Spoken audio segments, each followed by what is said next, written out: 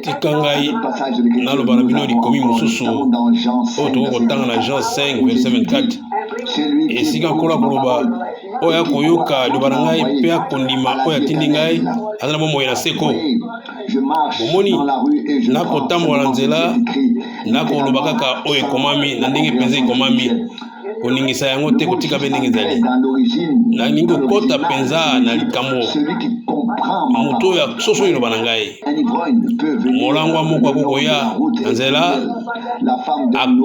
akamati mwasi na moto mosusu na maboko na ye alingi kosala ne mabe mingi soki batuni ye yoka iloba ya motei bawi nayokai moloba wana me yango esungi ye te ezali mpo na ntina na oyo ayoki likambo mpe asosoli akati ntina wana bokoluka susu makomi mosusu ya makomi bandeko Branham Yesu Kristo alobaki batelanga bayoka mongongo na ngai mpe bakoki kolanda te mopaya na likambo ya libala mpe kolongola libala Yesu Kristo molimo santo alobaki na ngai nyonso mpe naye koloba ngo lokola ye alobaki na ngai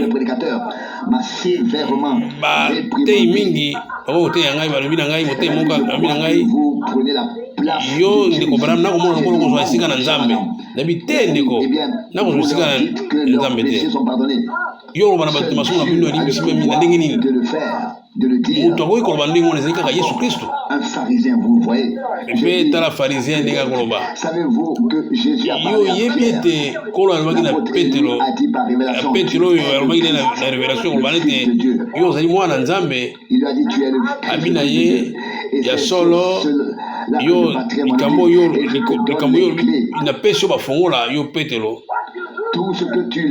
nyonso yo kokanga na se ekokangama o likolo maye yo kofongola na se ekokanga mpe likolo tala bofongomi ya liloba mwana ya Nzambe amilakisi polele amilakisi oyo azalaki mosuni ya misuni na ye à qui vous pardonnerez les péchés. Na moto nani yo kolimbisa masumu na kolimbisama.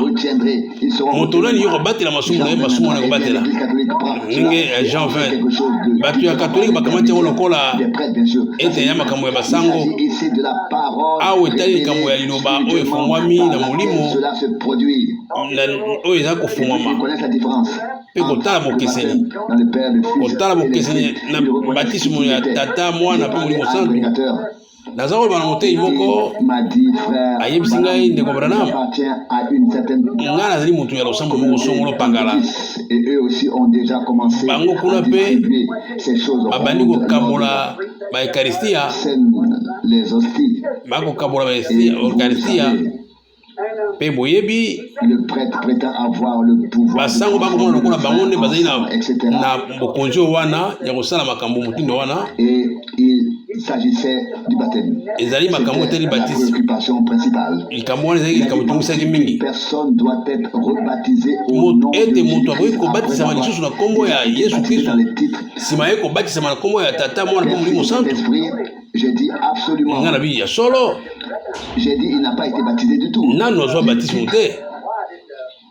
Wana ezali mpe bandimbo na pamba. Il a dit mais yango ezali ndenge wana. J'ai dit mais oui. Nabi yokangai na acte 10:49 makomi elobi ete et j'ai dit Pierre n'a-t-il pas immédiatement Yesu Kristo alobaki tete mutu moko akokopekisa na mosusu ete azwa bateme te. Et nous pouvons ensuite aller dans Acte 19. Bazwaki na le baptême ya kombo ya tata mwana molimo santo te. Mais lobe na kombo ya baptême ya repentance ya molimo sa masumu. Tala bokeseli. Abi pona nini? Pona nini bazwaki su baptême ba mibale? Na MBC oyo azalaki na fongola ya lola mpe ya se likolo était donné aux hommes sous le ciel. Alors était pessimiste batute. Ya kubatisa mala kombo mususu. Obele kombo la Yesu Kristo nde. Oyoki de communauté religieuse. Eza makambo ya masanga lingomba te, eza makambo bokonzi lingomba te. Mais dans le nous savons qu'il est la rose de Saron. Toyebi yende rose de Saron.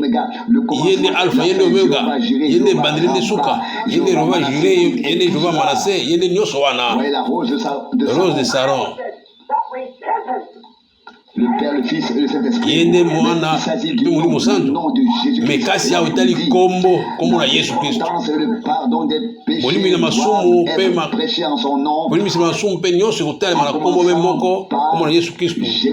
Obanda na Jérusalem. Vous voyez? Omoni. Et il dit cela fait une différence. J'ai dit, monsieur, je voudrais vous demander. J'ai dit, nous sommes tous les deux ici. Nous connaissons nos concitoyens, nos gouverneurs, frères, signer pour notre repas. Pona bilei na biso gouverneur de l'état okoloba na kombo ya gouverneur otia na kombo ya gouverneur ya Arizona un tel chèque yo banzi ete gouverneur kondima chèque wana il a dit oui pourquoi Jésus a-t-il dit cela pona nini Yesu alobaki ndenge wana si je te disais soki na yebisi yo signer pour kende ko signer pona bilei yo tokolia na kombo ya gouverneur ya état ya Arizona. Et nous sommes citoyens. Nous savons qui est le gouverneur. Alors tu saurais que tu signerais au nom de Sam Gotthard. Il est. Eh bien, si tu comprends. Tata, moi na tumu musanto, ete zali kombo. Ete oyebi nani yango ya zali. Oui. Wana moni. Ah, tu dis oh, c'est comme ça. Oh, ndeka ne zali boye. Croirez-vous, celui qui écoute ma parole et qui croit. Oya koyoka mongo na pe, akoyoka ni bana pe ko ndima oya tindinga azana bomo ya seko. Cette vie éternelle. Soki bomo ya seko. Ezali kati na yo. C'est déjà une puissance. Ezali déjà nguya. Le jour de la Pentecôte, il y avait la mécanique. Ezaki na otobengi mécanique. Vint la dynamique. Pesi maye oye kopesa moto. Certains d'entre eux. Nous avons cru. Tant on imagine de Toriambaki yango. Mais dans Acte des Apôtres 19, reçu le Saint-Esprit. Vous êtes devenus croyants. C'est seulement par la dynamique. Il en était de même avec Jésus-Christ. Vous qui étiez autrefois morts, il vous a rendu Éphésiens 2:5 par l'esprit qui a ressuscité Jésus dans le matin de Pâques. Nous rendra aussi vivants et nous soumettra à la parole. Vous prétendre et vous êtes de la parole. Alors vous serez par autre chose. Vous vivifiera toujours par la parole. En partie de l'eau dans le réservoir. D'essence.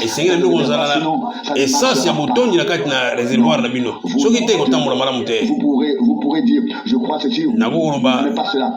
Voyez, et pomper et rien ne se passera. Avec chaque parole. C'est vrai. Voilà solo. Que nous terminons cela. Une petite graine qui se trouve dans le sol. Vous êtes déjà ressuscité. Si vous avez reçu le Saint-Esprit,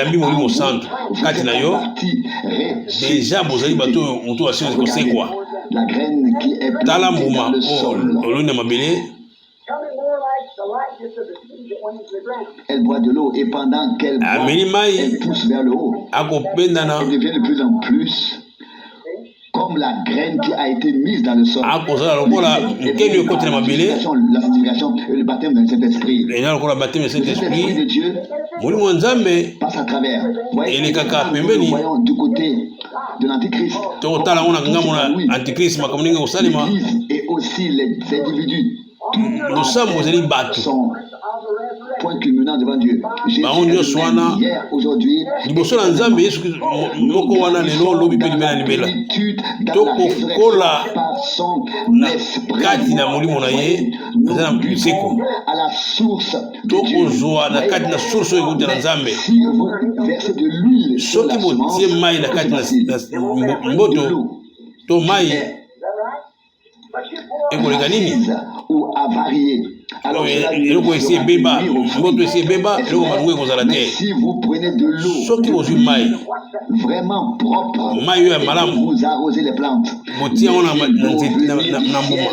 rien ne sera meilleur que l'eau. Si vous y ajoutez ceci ou cela, cela peut endommager les plantes. Si des produits chimiques qui sont ajoutés, mais si vous les gouttes de rosée de la gloire qui descendent sur moi, Jésus, toi la lumière du monde, nous serons dans cette lumière glorieuse. Viens, goutte de rosée,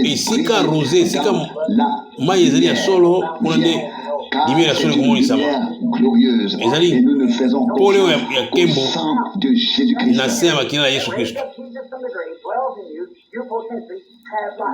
Vous voyez, qu'est-ce qui se passe avec votre esprit? Il est l'esprit qui a ressuscité Jésus habite en vous. Il se manifeste de plus en plus.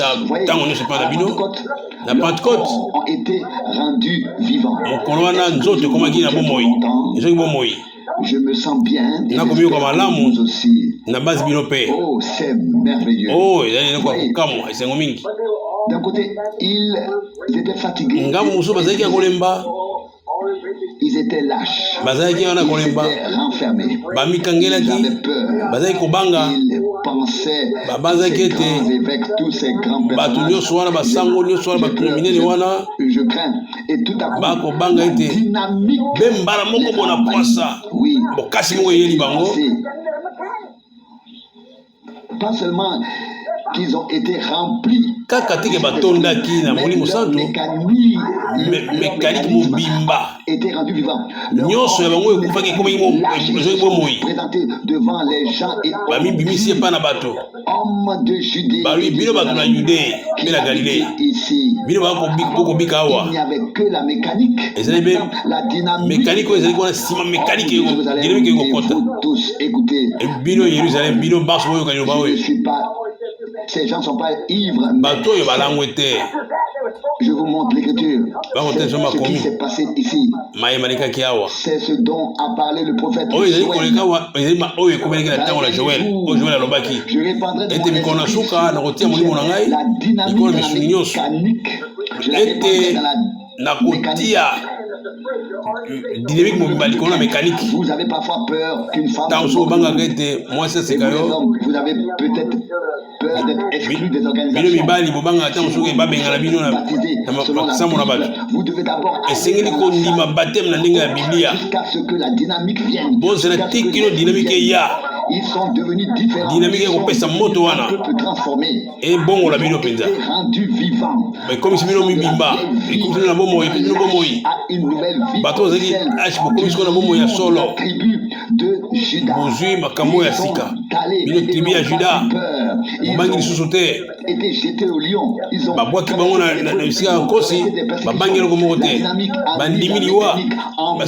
dynamique nzoto ekufaki ekomi na bomoi bomoi wana lisusu ezali kondimisa mamoko. Vous savez, ils ont été vivants que même leur langage, même elobeli na bango, même ndenge bango kosala bongo wana maki bongo maki changeaki elobeli na bango changeaki ekomaki ya sika.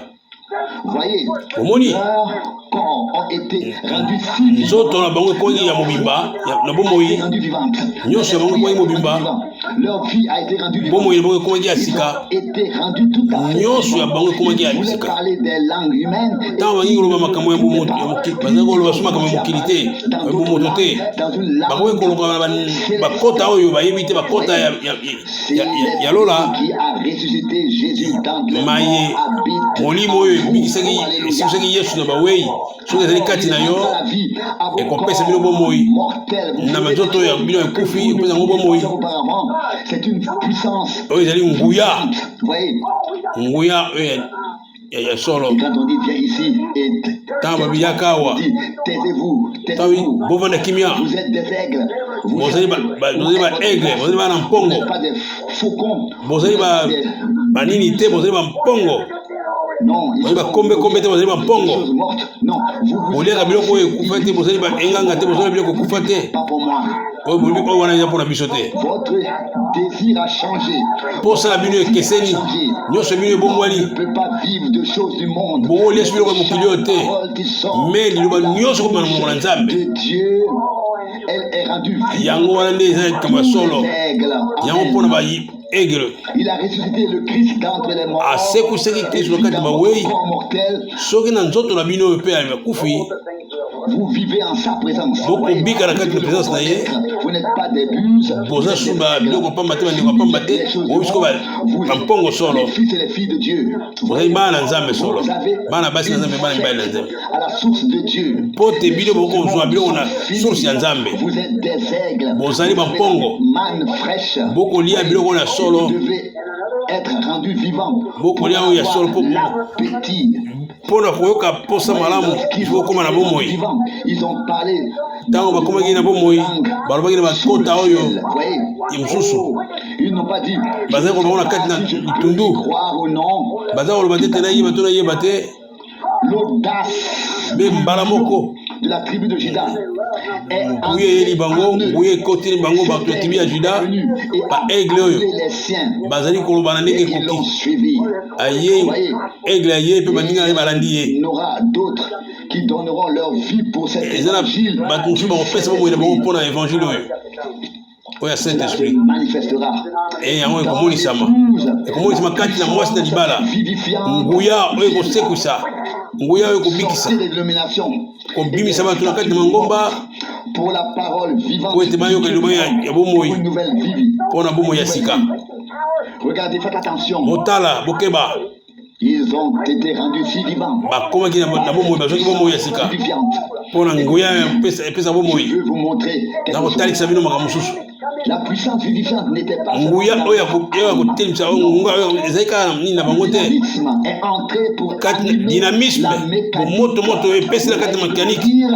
Soudain, il se mit Mpe na mbala moko babandi koloba bakota ya bokeseni vivifié par la puissance bazalaki na nguya oyo bazwaki na uta nguya de Jésus-Christ na nzela ya qui nkolo yesu kristu. posait les mains aux Yango baza kotia maboko likolo ya babeli. posait sur les Ntango baza kotia maboko likolo ya babeli bango baza kobika libela, la vie à vos corps eza kopesa bomoi na banzoto na yo ekufaki. Po bazalaki ya maladi babekaki na ndenge kotia bango maboko.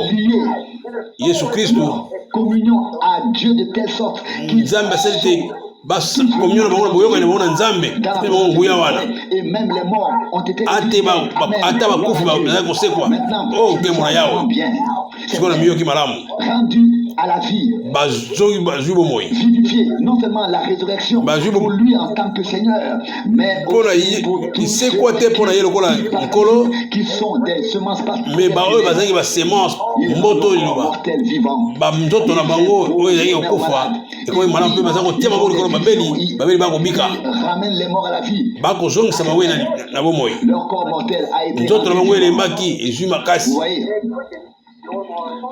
Si c'est le cas, soki ezali bongo tala milimo oyo mosusu ekisali wana nguya ya nkolo, nguya ezokobikisa, nguya ekobikisa ekolekisa moto molimo na Nzambe oyo ebikisaki Yesu kati esekisaki Yesu kati na bayewi. Zoe nikoloba oyo ezali kati na yo ekopesa bomoi. Mokanisa likambo oyo et vos sentiments, comment pouvez-vous dire que l'esprit habite en vous?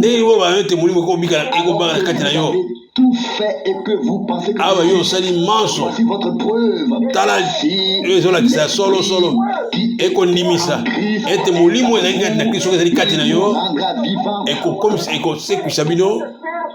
par la parole, car il il vous rendra vivant dans n'est pas l'esprit du Christ. Ce que vous faites jusqu'à ce que vous soyez ma voix et vive à travers chaque parole qui est déjà partie. C'était une femme étrange, à moitié indienne. C'était quelqu'un qui ne rêvait presque pas, peut-être rêve dans toute sa vie. Ce rêve se réalisait. Lorsque j'ai commencé à prêcher il y a de nombreuses années, je prêchais ici, dans une communauté religieuse. Et elle a rêvé que je ferais 3 marches de l'estrade et je leur ai dit, vous devez monter ces 3 marches sur le chemin élevé. Et ce chemin menait aux portes du ciel. Là, mon message aujourd'hui, justification, sanctification, baptême du Saint-Esprit. J'en suis convaincu. Chaque personne doit passer par ces 3. Et vous savez à quoi ressemblaient les femmes de 45 ans. Une dame est arrivée avec des talons hauts et j'ai dit, madame, vous pouvez marcher ici, ma soeur. Et elle m'a regardé et a dit, ne l'écoutez pas. Il a perdu la tête. Je vais vous montrer, je suis rempli du Saint-Esprit. Et je n'ai pas pu l'arrêter. Elle ne m'ai pas dit que je pouvais marcher ici. Comme entendu leur coupe. Vous voyez, danser d'avant en arrière pendant qu'elle marchait. Les filles sur le fond dans les derniers jours. Et elle a emprunté ce chemin élevé. Et le chemin et soudain, elle a dévié ce chemin. Elle est tombée. Et ma mère a dit qu'elle avait entendu le plus qu'elle n'ait jamais entendu de la part de elle a tout suivi. Mais il y a une seule parole qu'elle n'a pas voulu suivre. Les hommes peuvent être sauvés, sanctifiés et justifiés, sanctifiés par le Saint-Esprit, être laissés pour compte. L'homme ne vit pas seulement mais de tout pouvoir entendu. Et je lui ai dit ce qu'il attend. Des prophètes, etc. La parole a été écrite. Il n'écoute pas. La puissance vivifiante. Les sentiments. La pensée du Christ. En vous. Voyez, lorsque Dieu a ressuscité Jésus entre les morts, avec lui.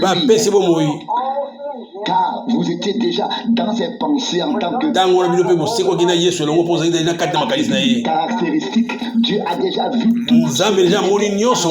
Quand Dieu a regardé le corps, l'esprit l'avait quitté à Dieu. Bien sûr, Dieu a moins la chair humaine. En tant que Dieu, il n'a pas il n'aurait pas eu besoin de le faire. Là-bas avec vous. Vous voyez, Dieu n'avait pas retiré l'épouse de lorsque Dieu a regardé le corps, c'est arrivé. Tous ont été rachetés. C'est la même chose. La même parole qui parlait de l'épouse. Telle échouer et ne pas tout manifester comme l'a fait l'époux. Il a même ressuscité des morts pour que l'épouse puisse faire de même.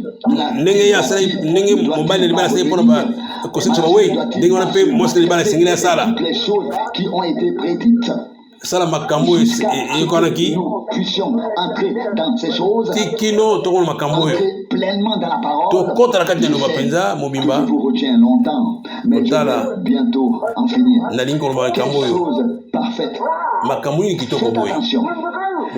Dieu a Kolo a vu à l'avance les Nzambe amonaki nyonso komona amonaki déjà ute bandeli mwasi na libala kati na mobali na libala pour sauver sa femme comme pote il a dû abikisa mwasi lokola Adamu il savait ce qu'il faisait Adamu aza koyeba makambo aza kosala Eva aza koyeba te makambo akosala Adam sorti avec sa femme kasi Adamu abimi na mobali na mwasi na ye pris la place de sa femme azwi esika ya mwasi na ye fait péché pour elle amikomisi lisumu mpo na ye elle mpo na etina na ye puisse devenir lui po ete ye wana akoma ye po ete mwasi wana akoma ye mobali na libala afin que vous puissiez prendre la sienne.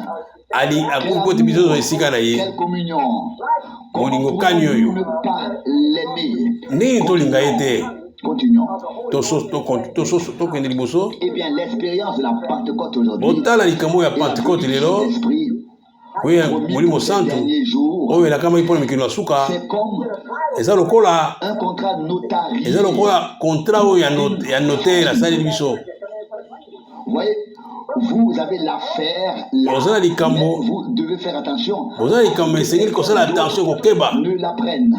mpo bamosusu bazwa yango te Où vous avez le contrat. ntango yo oza na contrat na maboko na yo Peu importe. okobanga lisusu te eya lolenge nini esala lolenge nini Vous avez le contrat. bo oza na contrat na maboko na yo Qui dit, qui croit en la parole. moto andimi liloba Et puis, ndimi likolo la la nzambe parole est une chose et l'esprit liloba est la ezali likambo moko pour l'autre. mpe molimo ezali eloko mosusu Et tout ce qui y est promis, vous nyonso elakali bino ezali kopesamela bino yango a été conclu avec vous. nyonso deja esi esalisami Lorsque le Saint-Esprit viendra, ntango molimo santo koya deviendra définitive, nzoto entre en vigueur, et vous ekokota na appartient. mosala libela Ouais, vous êtes né de nouveau. bobotami ya sika Capable de péché.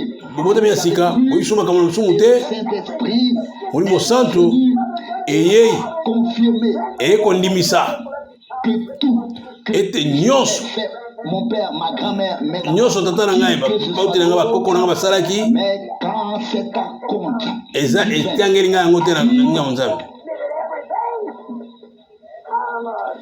tout est nyonso pardonné.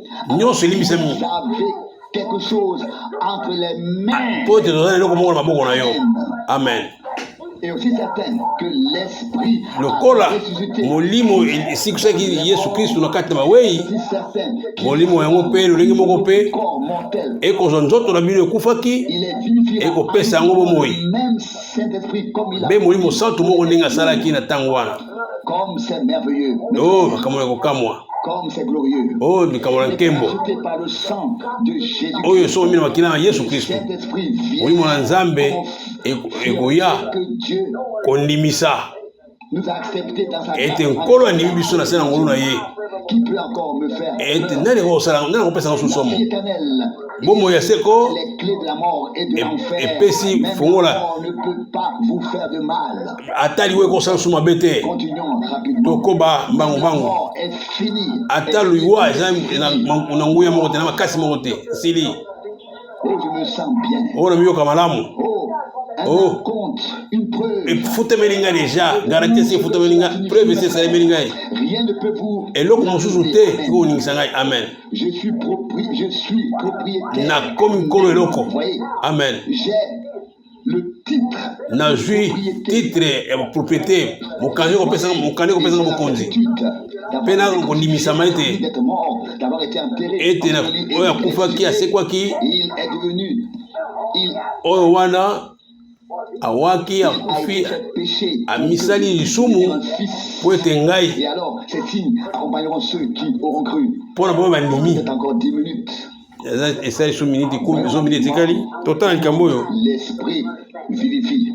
molimo ekokomisa makasi ekopesa bomoi Cette puissance nguya oyo vivifiante. ekopesa bomoi Vous voyez, Tala. l'heure est arrivée à la Pentecôte. maye ekomeleki bango na Comment pentecote cette puissance tala nguya oyo a ya agi. kokamwisa ndenge Faites esalaki attention. tala makambo kokamwa C'est keba arrivé à Étienne. ekomeleki etienne Senti la puissance qui ayokaki nguya wana ekopesa bomoi il n'avait pas peur. abangaki eloko te Vous êtes incirconcis de cœur. alobi Vous devez bino oyo résister au Saint-Esprit. bokati mingi ngai na molimo te Actes apôtres 7, 51. acte 7 51 Prophète vos pères n'ont-ils pas lapidé? Bino batata na ba prophète ni batata na bino babomaki te. Plein de puissance de Alaki résurrection. na nguya Ils makasi. voulaient se débarrasser de lui, ils l'ont Alingi lapidé. bakokai kosala ndenge nyonso babomaka ye baboma Étienne. Ils sont tombés dessus. Bakweli kona Mais ye. le ciel ouvert, il y avait Étienne une amoni puissance de likolo résurrection. efungwani. Il dit, je vois le ciel ouvert. Et Nakomona alobi nakomona likolo efungwani. la majesté. Pe nakomona Yesu Kristo liboso na nazolo te majesté kuna. Cette puissance qui vérifie.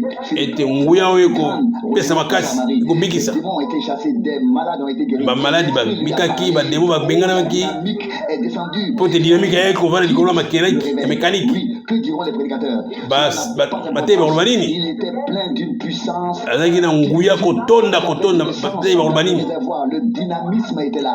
Dynamisme ezalaki wana Dans le désert. nakona kati na désert. Et il trouva l'eunuque. Bamoni eunuque éthiopien. De Jésus-Christ. Un homme qui apporte Moni le mutu. message ensuite en Éthiopie. Mutu azalaki na Éthiopie kuna. Sans à Dieu. Si vous n'êtes pas encore baptisé, soki yo ozwa nanu bateme te na kombo na Yesu Kristo faites-le. sala yango sika. Étienne fait cette grande chose. Étienne asalaki makambo minene. Tous les autres. Pe bamosusu Il était obéissant ici au commandement de Dieu. bazali kotosela bana Nzambe. Et est allé baptiser cette eunuque. Bazwi koleta kokende kobatize eniki wana éthiopien. Et il était si plein de puissance. Bazali na nguya kokoka Enlevé par cette na puissance. motindo ete nguya wana etombolaki ye Amené à un autre. elongoli epa mosusu ekende epa mosusu. A été rendu si vivant. Nkolo akomisi ye na bomoi, komisi ye mpenza moto na bomoi, Si plein de puissance. atondaki nguya Qu'il a été enlevé. mpe alongwaki ye na kati na nguya wana akumbi ye. Nous ne pouvons plus rester assis. Oyo biso kotika soki ovanda na esika moko te, Jusqu'à ce que nous soyons rendus vivants. tokoza te kino tokóma na bomoi Du Saint-Esprit. na monguya ya Mungu mosantu. Amen. Amen. Oh, Oh, pardon. olimbisi Vous voyez, tala nous voulons entrer dans l'enlèvement. soki tolingi kokende na enlèvement na liseku na enlèvement. Par exemple, lorsqu'une mère Soki mama moko et ne donne à son enfant que des choses, apesi mwana ye biloko nyonso il n'y a rien de bon là-dedans. Non. eza eloko malamu te kuna na kati, La vraie nourriture. apesi biloko ya motuyi ya biloko malamu, La vraie nourriture. apesi biloko ya malamu bilei malamu. Libre. Quoi que les gens disent de vous, Ata bato baloba nini, ata baloba nini, vous êtes libre. ozali libre. La puissance qui vivifie. Soki nguya ekobikisa ekosekwisa, Comme un aigle au-dessus de tout. nguya oyo ekotia yo likolo na nyonso, Dieu céleste avec Jésus-Christ. okende na bisika likolo na Yesu Kristo, Rendu à la vie. bokozwi bomoi. Quelqu'un d'autre. Tala moto mosusu, Nommé moto mosusu, moto moko na kombo Enoch. Enoch. Enoch Il a marché environ 500 ans. atambolaki penepene 500 ans na Nzambe. Une seule fois la parole Mokolo moko te akweyisaki liloba Nzambe, mokolo moko te liloba libeli mabe na ye. rempli de la Azalaki na puissance na nguya, il n'avait pas besoin de mourir. azalaki na posa akufa te. Est venu dans la mécanique Dynamique eye likolo na mécanique, enlevée. tomboli ye elongoli ye. Les autres pensaient qu'il était un vieil homme. Bamosusu bakanisaki azalaki moto anuni, La résurrection me tala nguya oyo ya liseku produit tout. esali nyonso, Elle rendra vos corps mortels. ekozwa banzoto bino ya kokufa ekomisi yango makasi, yali nguya oyo ya kobikisa. Tout ce que Dieu me dit, Yango nkolo akoloba na ngai, tout ce qui me commande yango nde ezokomande ngai. dans la mécanique. Dynamique kati na mécanique yango nde ekokomande ngai, À l'instant, yango nde ekosema na ntango moko wana poisa. la terre et fut Yango Enoch alongwe na mokili azalaki enlevé.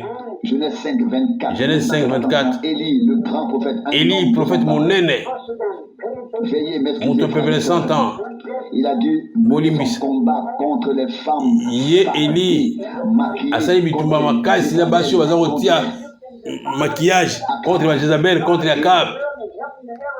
Il semblait que personne Bah, ne le soutenait et il se Moto moko aza kosoutenir ye te, azali wana lokola ye moko, englouti. Mais un jour, il se me mokolo mosusu il devint vieux. Il akomi dit, je mokolo, ne peux plus continuer. ndako kokoba boye te. Mais alors, Kaka wana puissance qui nguya donne la vie, qui vit, nguya kopesa bomoi est venue à eyaki likolo na ye, eyaki likolo na ye, eyaki kati na ye. Oh mon Dieu, je peux déjà voir. Mpe alobi ndako kotala so likolo na Jordan, Qui donne la vie, qui vivifie. tala nguya kopesa bomoi. Les yeux, il vit des chars et des chevaux. atomboli miso amoni ba char na ba chevaux bampunda na makalo Amené à la maison. amoni kozonga ndako puissance oyo kotika bomoi ba char chelo amoni lokola azaki enlevé. Le suivant qui le suivait moto aza kolanda na nsima a ramassé le manteau. azwi manteau na ye. Mes chers amis, potala bandeko na ngai, vous église, tala losambo il a fait 2 fois plus asali mbala mibale miracle koleka signe pour le Christ. ezalaki signe monene mpo na kristo mpe église. Double mesure. Jésus tala église double mesure ndenge yesu kristo alobaki vous ferez des bino bokosala makambo koleka. Il était tellement plein de azalaki na nguya makasi et il a vécu environ 80 ou 90 ans. eli azalaki bambula ebele preke 80 ans Il est mort, bien sûr. mpe akufaki On l'a enterré. bakundaki ye On l'a mis dans une tombe. Mais batiaki na kati na de la résurrection. me kasi nguya ya résurrection ezalaki kuna na place batiaki na likunda. Plus tard, bambula eliki nsima fut décomposé par nzoto oyo ezalaki décomposé et qu'un jour il n'y a plus le temps d'enterrer un mort ailleurs. moyen kokunda so moto place mosusu te baza kozwa bawei baza kotia bango mpe na kunda moko wana Il rendra vos corps mpe nzoto na bino ezali kokufa ekokomisa ngo na bomoi nguya dans wana la tombe. meme oza na kati na kunda Trouve cette puissance nguya wana ezali vivifie. oyo Alléluia. kopesa bomoi. Oh. Lui qui a ressuscité Christ entre les morts. tala moto oyo azali oyo soki molimo wana ezwaki kristo na kati na bawei esekiseki ye. Mort. tala elize moto akufaki Plein de cette puissance. moto azalaki na nguya wana Gît dans la tombe et se kuna kaka na kati na kunda akufi bakwaki kuna voyez, bazwi motu moko ya kunda bayi kobwaka ye place wana motu wana asekwi mbala moko rappelez-vous bobanza que nous sommes la chair de sa chair. e tozali nzoto ya nzoto na ye La kristo chair de sa chair. tozali nzoto ya kristo mikuwa ya mikuwa na Il n'y ye a pas d'autre moyen. eza na lolenge mosusu te Si nous voulons ressusciter, soki tolingi kosekwa Pâques est plus Pâques. qu'une tradition pake ezali kaka tradition pamba te eleki na tradition pour nous, mpo na biso afin que nos corps mpo ete nzoto na biso oyo ezwa bomoi portés dans des lieux célestes, ete kumba wana bisika ya bonzambe courir dans la terre, okoki kopola na mabele cuillère à café, mais vous ressusciterez. ate okomi ndenge nini me okotelema kosekwa. Nous avons la certitude toza na kondima wana que nous ressusciterons ete tokosekwa solo vie éternelle. tokozwa bomoi na seko N'ayez pas peur, ne craignez pas. kobanga eloko moko te. Paul a dit, Paul alobaki yango où est ta victoire au mort, où est liwa ta victoire wapi nini na yo wapi eswi na yo wapi elonga na yo qui vivifie.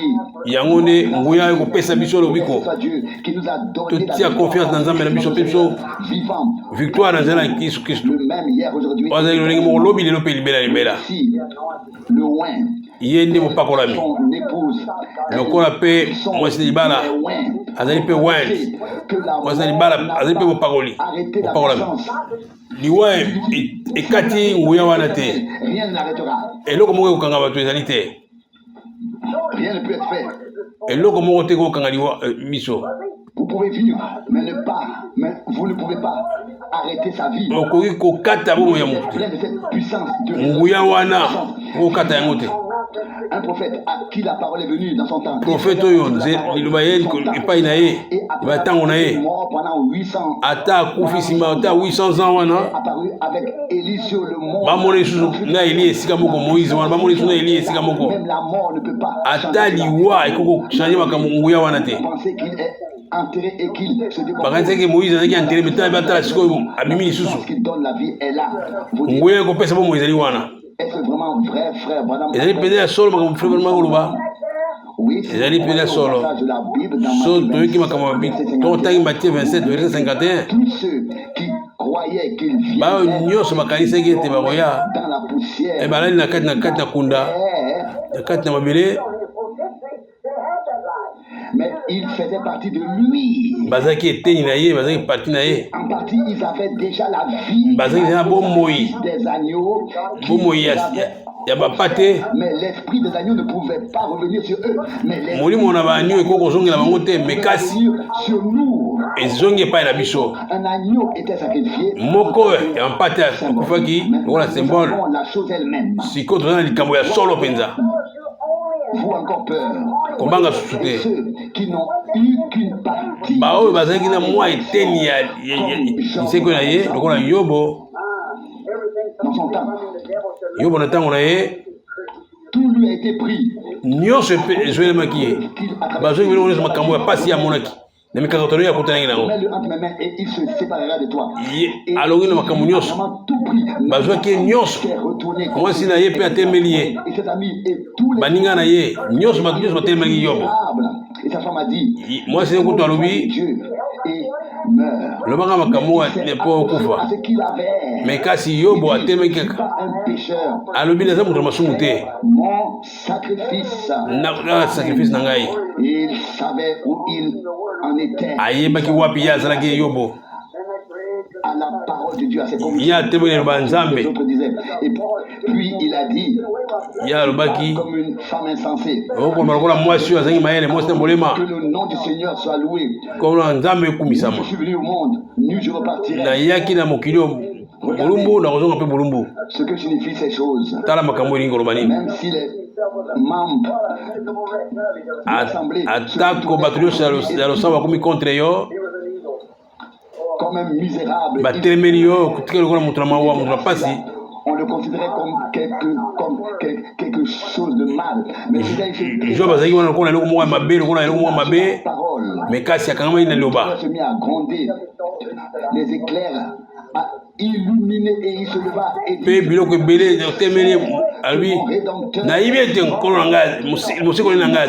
corps est détruit et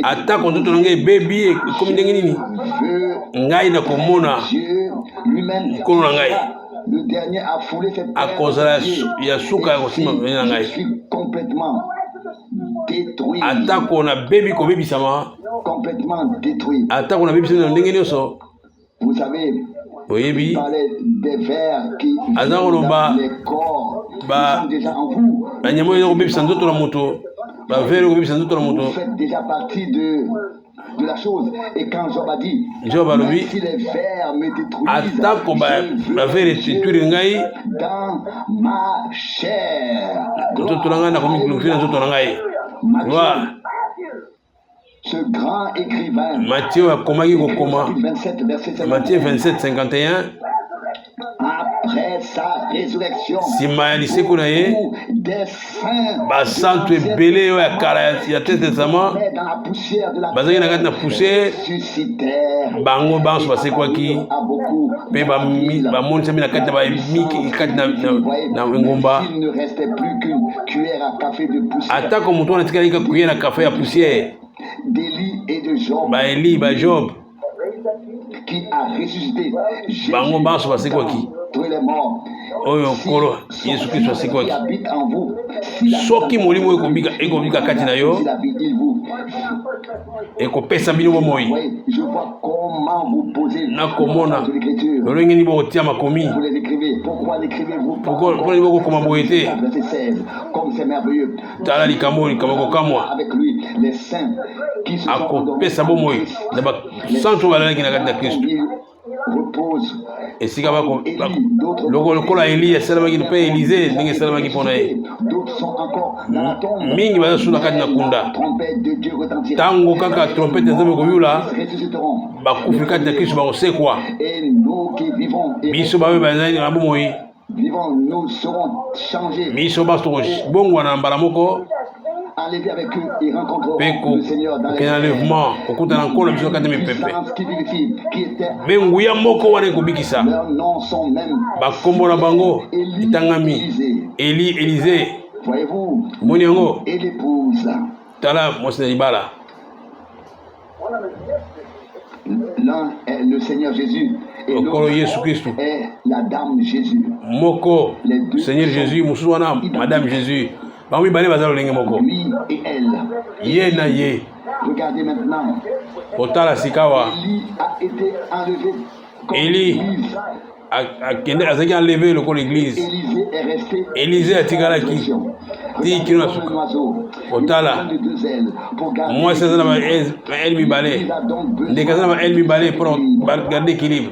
Ces deux prophètes, prophètes mibale oyo et ceux qui sont déjà morts et qui naboyo bakufi déjà nabo atikala bomoi bazala wana enlèvement nous nous envolerons biso tokopumbwa qui donne la vie est toujours là po ete nguye kopesa bomoi ezali kaka wana qui vivifie est encore là nguye kobikisa ezali lisusu wana attention à voir ce qui donne vie à ces choses oyo kopesa bomoi na makambo oyo eza nanu wana à ce qu'est la puissance vivifiante. tosala attention na nguya oyo kopesa nguya mikolo oyo ainsi que Paul yango Polo tout ce que le Père m'a montré nyonso tata talisi ngai donne et je ne retiens rien. nakopesa bino yango nakobatela moko te C'est grâce à la puissance qui vivifie. uta nguya Voyez, oyo akobikisa des visions, des morts sont ressuscités. bawei bakobika vision makambo ebele bamaladi bakobikisama bawei bakosekwa Si vous connaissez soki le petit vers, soki boyebi je chasse avec lui et c'est un très bon ami. natambolaka na ndeko verse Et je l'ai vu avoir une mauvaise oreille. Et namonaki azwi matoi mabe comment vas-tu? natuni Et j'ai ye demandé, boni yo qu'est-il arrivé à ton oreille? Et il eloko nini na litoi na yo était ici et là. Et il a dit, j'ai peut-être une idée et j'ai pris ma main. abi naza na likanisi moko mpe nazwi loboko na na tie Qu'est-ce que c'est? ah oza na cancer Il ne restait plus qu'une cicatrice complètement guérie. etikali cicatrice pamba était dévorée, mais la litoi na ye ebikaki un jour, alors que j'étais moi-même accablé de soucis, mokolo mosuku moko nazali na basusi etondi ngai tu as maintenant 50 ans, si tu namonaki ete sika oza na 50 ans soki obika lisusu toi de le faire tout le matin, la puissance ntongo qui vit. bomoi Et j'ai regardé, nguya oyo eza kobikisa et il a été dit, tout ce que tu as aimé mpe et qui t'ont aimé, elebisaki ete les ai donnés ici. bao nyonso oyo olingaki mpe bao nyonso balingaki oyo napesi bango yango Qui a écrit l'Apocalypse, jean oyo akomaki apocalypse d'une puissance qui vit, d'une puissance qui vit. abi nguya oyo ekobikisa Et tous les autres, ezali mpe bamosusu si l'esprit de soki Jésus-Christ bomoi oyo esekwisaki kristo na kati na bawei ekobika kati na yo Christ d'entre les morts rendra aussi la vie. ekopesa mpe bomoi na nzoto na bino eza kokuba Rappelez-vous la puissance bokanisa la vie est venue. nguya oyo ekopesa bomoi soki ntango eyei Est-ce l'intelligence d'un homme? Non, la eza mayele ya mutu te la puissance eyali nguya eya nguya ya nzambe de Dieu. eya nguya ya nzambe eza bomoi ya batu te Témoigné et l'ange kolo du Seigneur, la colonne de feu, atetoli tala descendu. colonne de feu epata na nkembo Que c'était vrai. emonisi ete ezali solo Il ne savait pas ce que c'était.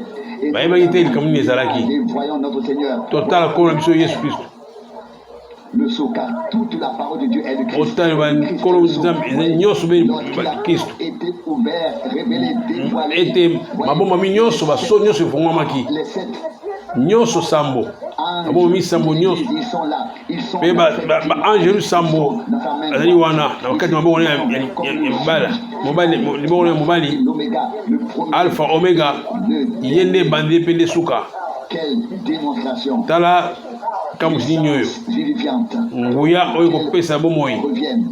sengeli ezongela Faites passer de la mort à la vie. olutala liwa mpe komona bomoi Ce qui est mal, oyo ezali mabe vous êtes censé avoir fait ce que esengeli oyo ezali malamu fait. Tout cela vous sera révélé. nyonso ofungwamela bino Notre Seigneur Jésus était si plein de cette puissance. nkolo yesu kristo azali na nguya nyonso wana Il était plein. azali kotonda nguya Détruisez ce corps et je le ferai ressusciter. atako nzoto ebebaki ndenge nini ya kobekisa yango akosekwisa yango Ce temple et je le reconstruirai. akosekwisa nzoto nyonso abi ndako oyo tempele oyo nakokoboma yango lelo na nsima ya 3 jours nasekwisa yango Une prophétie eyaki isakoli monene ne peut pas faillir. likambo oyo ekoki kokweya te Je ne permettrai pas que mon sein, nakotika te ete corruption, mosanto na ngai amona kufa atako akota esika na liwa puissance qui vivifie. nguya oyo ekobikisa ntango tifo ezala Seule cellule de son corps ne pouvait détruire. atako eloko moko te ya nzoto na ekoki kokufa La parole de Dieu, oyo ezali liloba na nzambe c'est la prophétie de la ezali prophétie ya liloba nzambe na solo mokolo moko te kokokwea lokola ye asekwi biso mpe tosekwi na ye elongo yango alobi bobange eloko te ekomami ete ntango molimo ezali kati na kristo ezali kati na bino ekobikisa banzoto na biso ya kufa bobange eloko te mwana ayaki bobange eloko te ete bobongo ya biso nzoto na biso esika Eli azalaki kuna ezalaki Moïse kuna mpe Eli moko akotala groupe moko akotala mosusu groupe mosusu oyo tokomona mikolo ya suka makambo elakamaki ekokokisama bato bakoloba yo baziki yo oza na nguya yo frère oza na nguya non toke na ngomba na mbongo wana tala bisika bazalaki wana kuna na ngomba na kobongo wana moto aloba ete nazali boye ezala bongo te bamonaki Yesu Kristo na kati na nkembo monaki Yesu Kristo abongwani ate bozali bato nini wana bato bakoloba etali biso te baoyo bato bakoloba etali biso te totala bomoi ya nkolo Yesu Kristo totala ndema Yesu Kristo totala biso te tokomona Yesu Kristo azwi nguya etotala nsima ya iseko na ye ndenge esalamaki posala biso ezali te toza bato na lokumu ete ye nde akumisama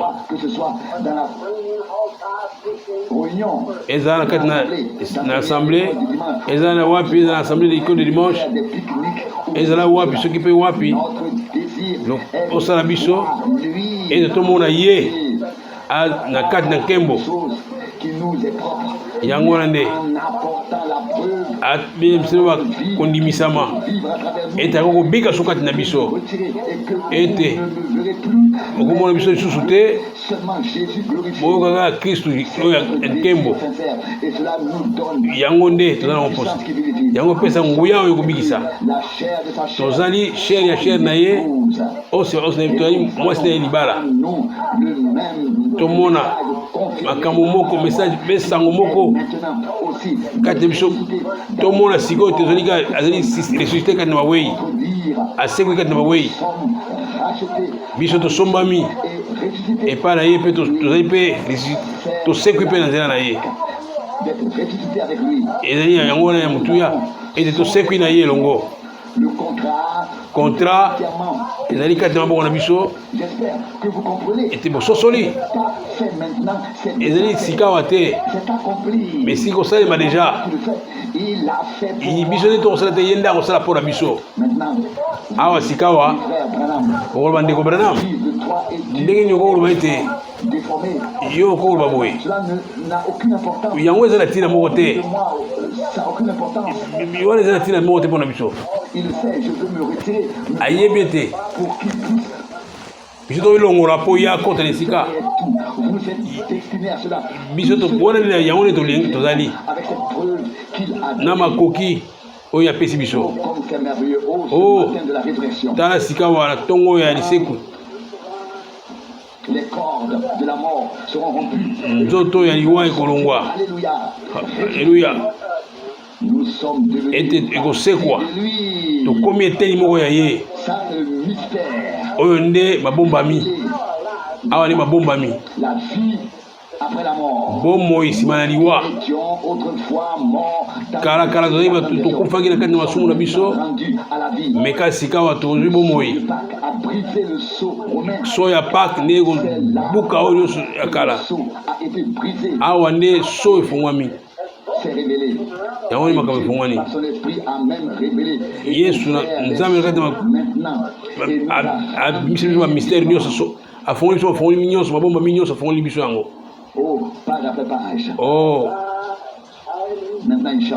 awa koyemba esengeli tosekwa Alléluia, amen. Nous ressusciterons. Tokosekwa solo na tongo alisekwa. Ce matin, Awa na tongo les alisika. barrières seront brisées. Barrière nyonso kokwea. Tokosekwa solo. Heureux. Je suis heureux. Naza mutu na sengo. Bozana sengo te. Longtemps. Ezali lo kala Charbon. J'ai vu. namonaki J'ai expérimenté cela. namonaki makambo ebele. J'ai vécu cela. Namonaki makambo. Je devins une nouvelle créature. Nakomi eloko na sika. Naître de nouveau. Nabotami na sika. Le fils Nguya oyo kobikisa. raconter l'histoire d'un pêcheur. Napesaki lisolali ya mutu moko aza kopesa lisumu. Vous savez que l'on y pêche surtout le saumon. Ya mutu aza kopeshe bakosala peshe avait déjà pêché là-bas. baza koloba. Sans doute un songe que cet homme avait qu'il était simplement poussé. Nazoki nde tokomona Il s'est énervé et a dit nous allons mutu wana oyo ekanda lobi. et quelqu'un d'autre a dit assieds-toi et reste calme. Mutu alobi vanda kimia kolobela komo te. Laisse d'abord le soleil se lever. Tika ete Alors tongo etana nanu. où nous sommes. Nde tokoyeba wapi tozali. Voyez, si vous êtes méthodiste, Soki ozali méthodiste ozali le soleil baptiste se lève. zela be tongo etana Vous vous trouvez oyeba wapi yo ozali. parole. Ye aza liloba. Jusqu'à ce que la parole Tika tikilo liloba emonisama. voyez, Tala traversant la mer, ntango kati ebale nous voyons la gerbe tokomona gerbe de vous avoir fait attendre si longtemps. ozela ndenge nalimbisi bino bolimbisaka ndenge navandi bino ntango molai Pour la soirée, vous pouvez revenir à cette okozonga lisusu heure et demie. na ngonga mosusu 7h30 Inclinons la tête. tokumba mitu na biso. Y a-t-il quelqu'un ici Eza na mutu awa ou plusieurs personnes oyo bato mosusu ebele cette puissance? bomoi bazwi nano nguya wana te ya bomoi. Le fils s'est levé, vous avez entendu les paroles. Oh, moi, nous, atelemi, vous n'avez pas encore été rendu vivant. Nanu okomi bozwi bomoi te. Prêt à obéir. Bino basi bino mibali ozali nano prete ya kotosela bara Nzambe. Il y a quelque chose de dangereux ici. Oh, eloko moko ya pasi ezali awa. Si vous étiez une semence morte, Soki il bozalaki n'y avait pas de vie en vous. bozalaki Mais quelque chose est boma oyo ekufi mais soki sikoyo ozwi bomoi kati na bino eloko moko eloba kati na bino Je veux sortir de la nalingi situation kobima mabe de la mort, nalingi kobima na mabe nalingi kobima na bosoto nalingi kobima na liwa vers la mer. mpe nakende Lever la main et demander nabenda na boko obondela mpo na ngai que Dieu te kolo apambola yo kolo apambola yo kolo apambola yo. Il y a déjà des gens dans l'hôtel. bato bazali ebele kuna na hotel Vraiment pour de toute façon. ezali Mais mpenza avant te que la graine, le germe, esengeli kaka te mbuma oyo ezwa bomoi d'eau peut-être comme une batiso ya mai qui tombe sur une graine et ekozala lokola mbula moko ekwei likolo na limboto. un vrai baptême d'eau. batemi ya solo La mort ezali ete à toi-même. motu okufa na yo moko mpenza Doctrines qui sont contraires à la parole mpe na nyonso ezali bokeseni na liloba ya Nzambe. Et si vous le pensez du fond du Soki cœur, faites attention banza wana kati na motema na yo arrive avec le baptême. ete oyo ekokomela yo Vous êtes baptisé pour le pardon de si vos ozwi péchés. Et bateme vous mpo na masumu na yo bateme mpo na masumu na yo êtes gerbe. lokola gerbe Oui, des prémices donc, comme les premiers fruits. comme mbuma oyo ya liboso mbuma ya yambo À vous et à vos enfants. ekosala mpo na bino mpe bana na bino. J'ai parlé longtemps. nalobi ntango molai Épuisé le temps. mpe nalembisi ntango na bino Que je ne puisse plus m'arrêter. namoni ete Je ne nakata peux pas m'en éloigner. Nous nakende mosika te vivons dans un monde mourant, parmi des gens mourants. tokobika na mokili moko ekokufa tokobika kati na bato bakokufa yango tokomona preve ezali wana Mais que se passera-t-il oyo ekozala ndenge nini nkolo si on passé cette occasion? soki totiki okazio elekela biso boye ekosuka nini mpo na biso Sont bouleversés. ame na bino soki ekozala ndenge nini toningisami mingi De ce message, mingi bakoyoka sango oyo on levé la main. me mingi batomoli maboko na bango mingi bakoloba ete wana loboko na ngai asimbi wana liboso na Nzambe tika bato wana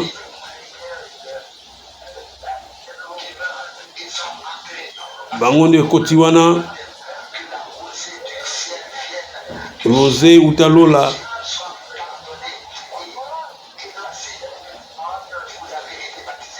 opambolamaki obatizamaki na kombo na Yesu Kristu masumu na yo kombo na Yesu Kristo ezala bongo baoyo ya pasi tengo miwanyi babikisama bo bazali na mécanique bazali dynamique ezongisa nzoto na bango ezali kokufa to bomoi ezongisa bango na bolingo ya solo mwana Nzambe Yesu Kristo asekwi zongisa lokola mwasi na libala awana kati na mokili oyo kolanda liloba Nzambe na kobondela kombo na Yesu Kristo amen. Otelema ezali kombo te bosepeli kozwa esika na liseko bokoti na kati na likambo bana kasi bolingo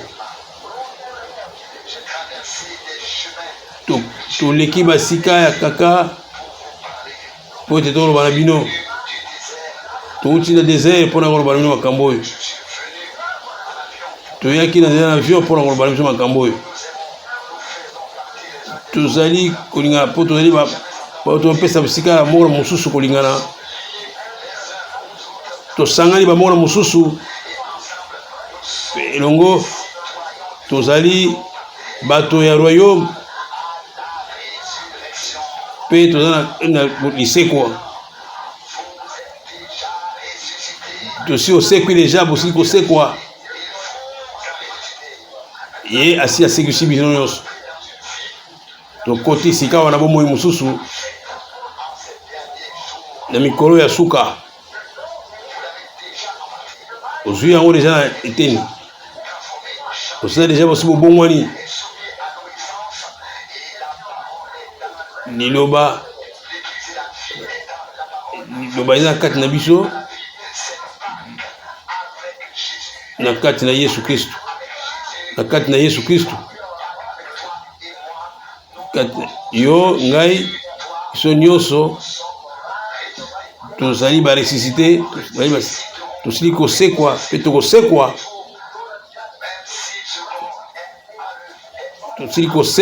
tokosekwa ozala wapi ozala na se na mai nyonso esili kokufa ekosekwa eloko moko te kokabola biso na bolingo na Nzambe pe Nkolo apambola bino na 20 bino ngongo molai bao nyonso balandi biso na nzela na singa nakoki kosuka ete tokozonga so na pokwa kosola lisusu bayebanso bayoki nga sikawa oyo bayoki na nzela na singa banda kala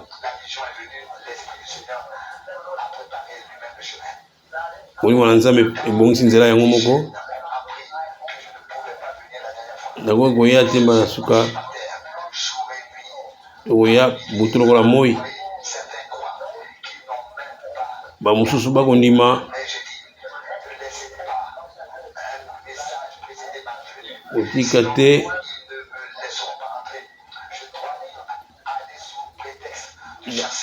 nakoki kokende kuna lokola moto akoki kosala chasse kuna na mboka na mosusu po te basala passeport po te nakende bisika wana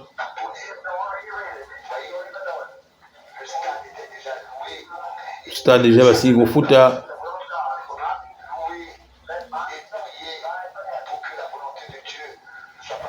tokumisa tosonga Nzambe po te posa ya Nzambe ekokisama mpona kende na Afrique na sango oyo nakende na lisangani monene oyo kozala kuna obondela mpona kuna na kokende bondela mpe bozongi na ngai totala tokutana basorcier tokutana makambo bademo makambo ndenge na ndenge kuna tokokende Afrique oyo ezozwa biso na motema ete nani nga na ndimeli ete akosimba ngai akozala ngai elongo yango tobondela Nkolo Yesu Kristo tobondela nguya oyo eza na kati na Yesu Kristo kati na bakristo ondima oyo ebongola bomoi na biso bato oyo bandimela tobondela bamongola mosusu natie maboko na ngai na likolo ya bamushwari oyo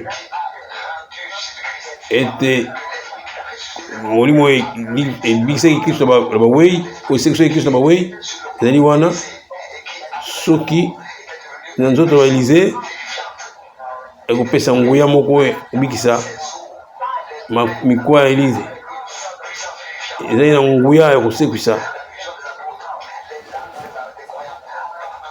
ete bisika nyonso toteyi bango liloba oyo ezali liloba na yo tomipresente liboso na yo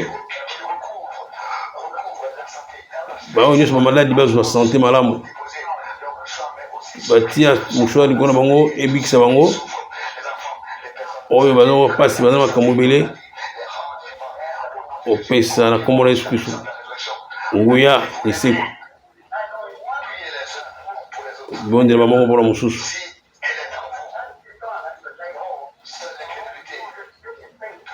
kozangi kondima nde kotia kokoso ntango Nkolo azalaki esalaki ndenge nini kobondela bamoko mpona mosusu bondela bamoko na mosusu Nkolo na sembo tokosala nyonso na kombo na Yesu Kristo kombo moko epesameli bato na nzela nini oyo biso tokosekwa wiko baoyo bazwami elongo awa baoyo nyonso baza na nguya na yo